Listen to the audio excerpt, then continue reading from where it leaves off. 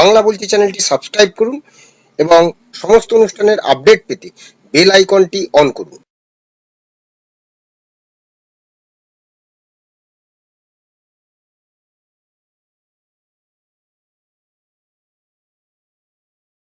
নমস্কার, বাংলা বলছি চ্যানেলে আপনাদের স্বাগত। আমি বিপ্লব দাস বলছি।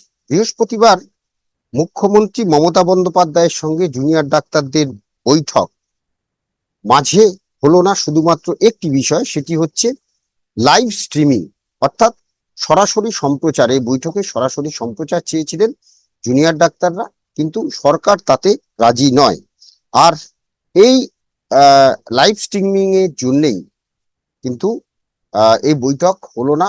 নবান্নের দাঁড় থেকে ফিরে এলেন, অর্থাৎ দরজা থেকে ফিরে এলেন জুনিয়র ডাক্তাররা। 30 জন জুনিয়র ডাক্তার তারা ফিরে এলেন।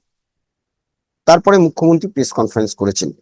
তাহলে কি অনেকেই বলছেন যে এই ঘটনা ডাক্তারদের অহেতুক জেদ ধরেছেন, যার জন্য বৈঠক ভেস্তে গেছে। কিন্তু অন্যদিকে অনেকেই মনে করছেন যে নবান্নের যে উদ্দেশ্য, অর্থাৎ যে লাইভ স্ট্রিমিংটা করলে কি ক্ষতি হতো, সরকারের কি সমস্যা হতো, কারণ অন্য সমস্ত কিছু বিষয় এখন লাইভ স্ট্রিমিং হয়। লোকসভা থেকে শুরু করে বিধানসভাও আমরা দেখলাম যে সম্প্রতি যখন বিল পেশ করা হলো, অর্থাৎ অভয়া যে বিল পেশ করা হলো, সেখানেও কিন্তু এই অভয়ার মৃত্যুর পরে যে বিল পেশ হয়েছে সেখানেও কিন্তু লাইভ করা হয়েছিল, আমরা দেখেছিলাম। শুধু তাই নয়, নবান্নের যে কোনো মিটিং লাইভ করা হয় সেটা আমরা দেখেছিলাম। যে এই রাজ্যে নাম পরিবর্তন নিয়ে যদি মিটিং হয় সেখানে সেটা লাইভ করা হয়। যে কোনো বিষয়, অর্থাৎ প্রশাসনিক বৈঠক, অর্থাৎ জেলায় জেলায় যে প্রশাসনিক বৈঠক সেগুলো লাইভ করা হয়। এবং সেখানে আমরা দেখি যে মুখ্যমন্ত্রী মমতা বন্দ্যোপাধ্যায় কোনো অফিসারকে ধমকাচ্ছেন, সেটা কিন্তু লাইভে দেখা যায় এবং মানুষ সেটা বেশ এনজয় করে। এবং কোনো অফিসারকে বলছেন কেন এটা হয়নি, কোন নেতাকে বলছেন তুমি বসে পড়ো, কাজ হবে না, কাউকে বলছেন হ্যাঁ এটা দেখে দিও। তিনি যে নির্দেশ দিচ্ছেন সেগুলো দেখা যায়। তাহলে এই বৈঠকটা লাইভ হলে কি এমন ক্ষতি হতো? প্রশ্ন কিন্তু সকলের। গলতটা কার, সরকারের নাকি ডাক্তারদের? আজকে আমরা এই বিষয়টা নিয়ে আলোচনা করব। আমার সঙ্গে রয়েছেন প্রাক্তন আইপিএস নজরুল ইসলাম এবং সাংবাদিক অরূপ কালী। আমি দুজনকেই স্বাগত জানাচ্ছি। আমি নজরুলদাকে দিয়ে শুরু করব। যে নজরুলদা, বৃহস্পতিবার মমতা বন্দ্যোপাধ্যায়ের সঙ্গে জুনিয়র ডাক্তারদের যে বৈঠকের সম্ভাবনা তৈরি হয়েছিল এবং স্রেফ একটি বিষয়ের জন্য তা ভেস্তে গেছে, সেটা হলো লাইভ স্ট্রিমিং। তো এই ঘটনার পর অনেকেই মনে করছেন যে ডাক্তাররা অহেতুক জেদ ধরেছেন। আবার অন্যদিকে নবান্নের উদ্দেশ্যে ও প্রশ্ন উঠছে যে লাইভ স্ট্রিমিং করলে কি ক্ষতি হতো, সরকারের কিসের ভয়? আপনি কিভাবে দেখছেন বিষয়টাকে, যে লাইভ স্ট্রিমিং করলে ক্ষতিটা কি ছিল? দেখুন, লাইভ স্ট্রিম করলে সরকারের ক্ষতি ছিল না, কিন্তু আপনারা তো আমাদের মাননীয় মুখ্যমন্ত্রীকে বলে চেনেন ভালো করে। তিনি এখন একরকম কথা বলেন, একটু পরে অন্যরকম কথা বলেন। লাইভ স্ট্রিমিং করলে তিনি ওই মিটিং এ যেসব কথাবার্তা বলতেন বা জুনিয়র ডাক্তাররা যেসব কথাবার্তা বলতেন সেগুলো রাজ্যের মানুষ দেখতে পেত, এবং দেখতে পেলে তিনি ওখানে একরকম কথা বলে পরবর্তীকালে সেই কথাগুলোকে অস্বীকার করতে গেলে অসুবিধা হতো। এছাড়া আমি অন্য কোনো কারণ দেখছি না। কারণ উনি জুডিশিয়াল বলেছেন, সুপ্রিম কোর্ট তো মিটিং করতে মানা করেনি, লাইভ স্ট্রিম করতে মানা করেনি। বরং সুপ্রিম কোর্ট প্রথম দিনে তো খুব পরিষ্কার বলেছিলেন যে ডাক্তারদের আশ্বস্ত করতে হবে তারা যাতে ভয় না পায়। এটা বলেছিলেন যে তাদের সঙ্গে কথা বলা দরকার, আলোচনা করা দরকার। অতএব ওগুলো কোনো কারণ নাই। একমাত্র কারণ যে নেত্রী যা বলবেন সেটা লোকে জেনে যাবে, পরবর্তীকালে তিনি অন্য কথা বলতে ধরা পড়ে যাবেন। বলুন। হ্যাঁ, অরূপ দা, কি সমস্যা ছিল লাইভ স্ট্রিমিং করতে গেলে? কি সমস্যা সরকারের পক্ষে? দেখো, আশু মুখ্যমন্ত্রী যে যুক্তি দিয়েছেন সেই যুক্তি আর কি মানার কোনো কারণ নেই। ধরো, আমরা দেখি প্রতিটা চ্যানেলে আলোচনা হচ্ছে। আদালত তো বলেননি কোনো জায়গায়, যেখানে আদালতের বিচার ব্যবস্থাটাই এখন লাইভ স্ট্রিমিং এর মাধ্যমে হয়ে গেছে। ফলে লাইভ স্ট্রিমিং করলে আদালতে যাবে, এবং তারপরেও আরেক ধাপ এগিয়ে বলেছেন এই যে রেকর্ডটা করার কথা হচ্ছিল বিপ্লব, এই রেকর্ডটা কিন্তু সরাসরি দেওয়ার কথা বলা হয়নি। বলা হয়েছিল সে আদালতে দেওয়া হবে, আদালত যদি বলে তারপর রেকর্ডটা হ্যান্ড ওভার করা হবে। এই প্রসঙ্গে আমি বলতে চাই তোমার লাস্ট যে আর কি দ্বিতীয় দিনের যে শুনানি হলো আদালতে, সেখানে কিন্তু আদালতে সিবিআই বলেছিল তারা মাত্র 27 মিনিটের ভিডিও ফুটেজ পেয়েছে, যেটা বলা হচ্ছিল 2 ঘন্টার তোলা হয়েছে, এবং তার মধ্যেও টেকনিক্যাল গ্লিচ আছে যে ঘটনাস্থলের যে সেখানে ভিডিও করা হয়েছে, মাত্র 27 মিনিটের ভিডিও তাদের দেওয়া হয়েছে। তো ফলে যেখানে সরকারের বা পুলিশের বিশ্বাসযোগ্যতা এটাই যেখানে প্রধান চ্যালেঞ্জের সামনে বারবার করে পড়ছে, ফলে সরকারের ওপেন থাকার জন্য এটা মেনে নিলে কোনো আর কি আইনগত কোনো সমস্যা ছিল না। সমস্যা যেটা হচ্ছে অর্জুন নজরুল্লাহ যেটা বলছিলেন, সমস্যাটা সেখানে ছিল, কারণ অনেক অপ্রিয় প্রশ্ন উঠতো। অপ্রিয় প্রশ্ন শুধুমাত্র আর কি পুলিশ বা স্বাস্থ্য সচিব বা পুলিশ কমিশনারকে নিয়ে উঠতো না, স্বাস্থ্য ব্যবস্থাটাকে নিয়ে উঠতো। যে স্বাস্থ্য ব্যবস্থা আজকে জেলায় জেলায় চলেছে, যে স্বাস্থ্য ব্যবস্থা নিয়ে এত ঢক্কা নিনাদ করা হয়, তার আড়ালে কি, নীল সাদা রঙের আড়ালে কি আছে? স্বাস্থ্য পরিকাঠামোটা কি তৈরি আছে? প্রশ্নটা সেটা নিয়ে উঠতো এবং সেখানে ডাক্তারদের উত্তর দিতে হতো। ফলে সেই আর কি অস্বস্তিকর পরিবেশ উনি এড়াতে চাইছেন। যে পরবর্তীকালে মুখ্য সচিব বয়ান দিয়েছেন হচ্ছে, আমি দেখলাম যে আমাদের যে সমস্ত প্রোগ্রামের সব তো নাকি দেখানো হয় না। আমি জানি না অন্যান্য লাইভ স্ট্রিমিং গুলো এতদিন ধরে, উনি তো নতুন মুখ্য সচিব হয়েছেন, উনি দেখেছেন কিনা, সেখানে তো প্রথম থেকে শেষ সবই দেখানো হচ্ছে, কি দেখানো হয় না। ফলে রাজ্য সরকার যেটা আর কি সরাসরি এদের সঙ্গে যে কনফ্রন্টেশনে যাবেন এবং সেটা পাবলিক হয়ে যাবে, আমার মনে হয় সেটাই এড়াতে চাইছিলেন সেখানে দাঁড়িয়ে। আচ্ছা, নজরুলদা, এখন তো আলোচনা ভেস্তে গেল, আজকে চতুর্থ দিন এই আন্দোলন চলছে। এখন পর্যন্ত আমরা যখন প্রতিবেদন করছি তখন পর্যন্ত আর কোনো বৈঠকের সম্ভাবনা নেই, অর্থাৎ দুপক্ষের মধ্যে আর কোনো বৈঠকের সম্ভাবনা এখনো পর্যন্ত পাওয়া যায়নি, দেখা যায়নি। এই জায়গাটা থেকে এই বিষয়, অর্থাৎ তাহলে কি ওই তাকিয়ে থাকতে হবে আগামী 17ই সেপ্টেম্বরের দিকে, নাকি এই আন্দোলন ক্রমশ আরো বাড়তে থাকবে?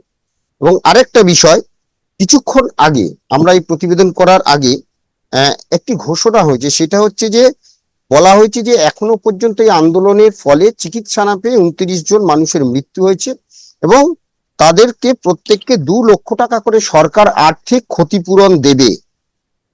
আরেকটি বিষয় যেটা, কুণাল ঘোষ তৃণমূলের যিনি মুখপাত্র, তিনি কিছুক্ষণ আগে সাংবাদিক সম্মেলন করেছেন এবং সেখানে তিনি বলছেন ডাক্তারদের উপর হামলার ছক করা হয়েছিল এবং বাম এবং অতি বাম 2 নেতা এবং সেই অডিও ভাইরাল তিনি ইতিমধ্যেই পোস্ট করেছেন এবং সংবাদ মাধ্যমকে দিয়েছেন, সংবাদ মাধ্যমে সেটা শোনা যাচ্ছে। তাহলে প্রশ্ন, এখানে কি নিরাপত্তা নিয়ে কোনো জনিত প্রশ্ন উঠে এলো তো আন্দোলনে? দেখুন, উনি যে অডিও ক্লিপ দিয়েছেন সেটা কে রেকর্ড করেছে, কি করে ওনার কাছে এসছে উনি বলছেন না।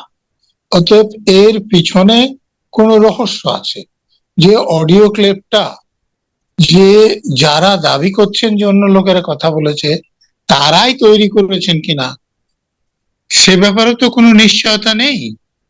অতএব এখানে ওটাকে খানিকটা সন্দেহের চোখে, আমার কাছে, আমি তো সন্দেহের চোখে দেখছি। তবে হামলা যে সরকার পক্ষের গুন্ডা বদমাশরাও করতে পারে না তা নয়, তাদের বিভিন্ন নেতাদের যা বক্তব্য তাতে সাধারণ সমর্থকরা উত্তেজিত হয়ে এরকম হামলা করতে পারে, এটা একটা দিক গেল। দ্বিতীয়, আপনি যেটা বলছিলেন যে কি হবে, দেখুন জুনিয়র ডাক্তাররা যেটা চাইছেন সেটা, তারা যে দাবিগুলো করছেন সেগুলো মিটলে তারা আলোচনায় বসবেন। তো লাইভ স্ট্রিম কেন তিনি করতে রাজি হচ্ছেন না সেটা তো আমি বললাম, আইনগত কোনো বাধা নেই। আর তৃতীয়ত, দেখুন ওখানে আলোচনা হলে সব থেকে বেশি যিনি দায়ী হবেন আলোচনায় দেখা যাবে সেটা তো মমতা ব্যানার্জির নিচে, মানে তিনি স্বাস্থ্যমন্ত্রী, সেখানে ডেপুটি সুপার অভিযোগের কপি পাঠিয়েছিল, তিনি পুলিশ মন্ত্রী, অ্যান্টি করাপশন ব্রাঞ্চে কপি পাঠানো হয়েছিল, তিনি পারের মন্ত্রী, পারের সঙ্গে আছে ভিজিলেন্স কমিশন, ভিজিলেন্স কমিশনে অভিযোগ পাঠানো হয়েছিল। তাহলে সন্দীপ ঘোষের বিরুদ্ধে সেই অভিযোগের ভিত্তিতে কোনো ব্যবস্থা নেওয়া হলো না কেন? মমতা ব্যানার্জিকে তো উত্তর দিতে হবে। এবং এই যে আপনারা অভিক দে, বিরূপাক্ষ বিশ্বাস বা সন্দীপ ঘোষ এদের দায়ী করছেন, কিন্তু এরা কার উপর নির্ভরশীল? এটা মমতা ব্যানার্জির উপর নির্ভরশীল। অতএব পুরো দায়িত্বটা মমতা ব্যানার্জির, দোষটা সামনে এসে যাবে এবং লাইভ স্ট্রিমিং হলে রাজ্যের লোক সেগুলো দেখবে। আজকে ধরুন যারা একটু সচেতন লোক আমাদের মতো, তারা এটা বুঝতে পারছে, কিন্তু আলোচনা হলে তখন অনেক লোক বুঝতে পারবে, সেটা তিনি চাইছেন না। বলুন। হ্যাঁ, অরূপদা, একদিকে অডিও যেটা প্রকাশ করা হয়েছে সেটা বলা হচ্ছে বাম অতি বাম নেতারা দের ভাইরাল অডিও, ডাক্তারদের উপর হামলার ছক করা হয়েছে। সেটা যেমন একদিকে, তেমন অন্যদিকে বলা হচ্ছে যে সেখানে নকশালপন্থী নেতারা যাচ্ছেন, সেখানে বিজেপি যুব নেতারা যাচ্ছেন, খাবার দিয়ে আসছেন, যদি খাবারে কিছু মেশানো থাকে কে তার দায়িত্ব নেবে, কুণাল ঘোষ বলছেন। অন্যদিকে 29 জনের মৃত্যু হয়েছে, 2 লক্ষ টাকা আর্থিক ক্ষতিপূরণ দেবে রাজ্য সরকার। দেখো, কুণাল ঘোষ যে অভিযোগ করেছেন সেটা তো বিধাননগর কমিশনের ইমিডিয়েট তদন্ত করা উচিত। তবে যদি থাকে দোষীকে আর কি, যিনি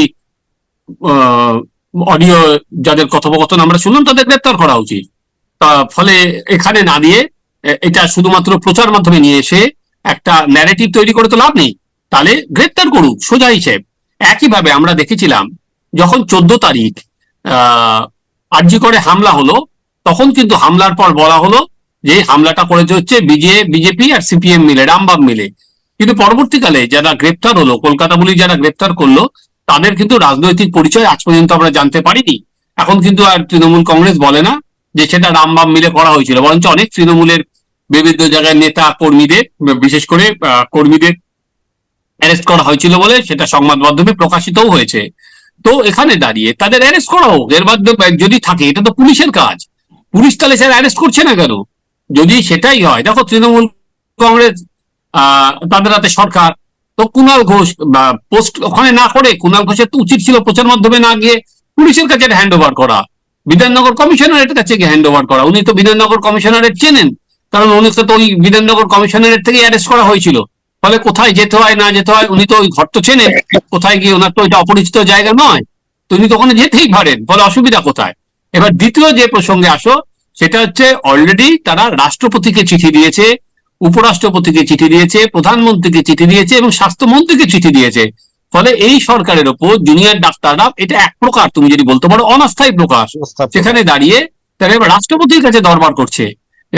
এবার যে রাজ্যের ওপর তাদের কোনো আস্থা নেই, কিন্তু একটা জায়গায় তো কোনো সময় একটা কনক্লুশনে আসতে হবে বিপ্লব। সেখানে যদি কনক্লুশনে না আসা হয়, যে পরবর্তীকালে এটা যদি প্রলং টেনে নিয়ে যাওয়া যায়, আলটিমেট কিন্তু ক্ষতি ছাড়া কোনো লাভ হবে না। কিন্তু দুজনের মধ্যে এতটাই অবিশ্বাস, ফলে আপাতত এই আসল সমাধানের কোনো জায়গা আমি দেখছি না। একদম। জানি না যে এই সত্যি সত্যি যে এই আন্দোলন কিভাবে কতদিন টানবে, আর কোনো আলোচনা হবে কিনা, সুপ্রিম কোর্ট কি বলবে, এখন সেদিকেই নাকি তাকিয়ে থাকতে হবে, নাকি বিভিন্ন সংবাদ মাধ্যম বা সোশ্যাল মিডিয়ায় আমরা যেটা দেখতে পাচ্ছি যে সরকার চেষ্টা করছে ট্র্যাক 2 পদ্ধতিতে আলোচনা সেরে মঙ্গলবারের আগে, অর্থাৎ সুপ্রিম কোর্টে যাওয়ার আগে, শুনানির আগেই যাতে এই আন্দোলনকে বন্ধ করে দেওয়া যায় বা এই আন্দোলন তুলে নেয়, তার ব্যবস্থা করবে। এখন সেদিকে আমাদের নজর থাকবে। ধন্যবাদ নজরুলদা, ধন্যবাদ অরূপদা, সবাই ভালো থাকবেন, নমস্কার।